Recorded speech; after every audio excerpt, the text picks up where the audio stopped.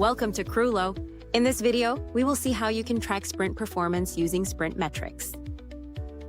This is our sprints dashboard.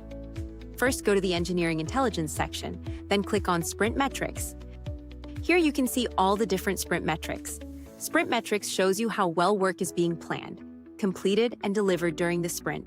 It helps teams evaluate commitment reliability, spillover work, delivery timelines, and estimation accuracy.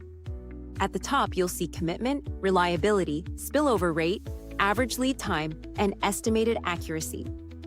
Down here, we have a bar chart for completed story points by issue type. To the right, we have a pie chart showing the sprint spillover rate. If you scroll further down, you'll see Burnup and Burndown Charts.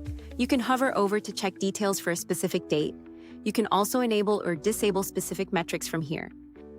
To the right, you'll find the Burndown chart. Again, you can hover over a specific date to check details for that day. Below this is Resource Allocation.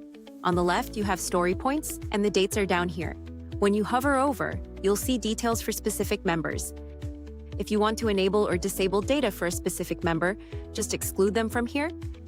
If you scroll further down, you'll see a detailed overview of the metric that's selected above.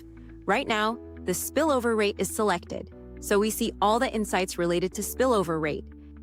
If you want to change this, just scroll up and pick a different metric from here. Let's say we want to check commitment reliability insights. Just click on View Details. Now we can see Sprint Commitment Reliability Insights. You can go to the next or previous pages using these arrows. If you want to check data for a specific sprint, just click on this at the top and select the sprint from here. Now we can see all the data for that sprint. If you want to change the time duration, just click here and you can pick 7 days or 14 days. That's how you can track sprint performance using sprint metrics.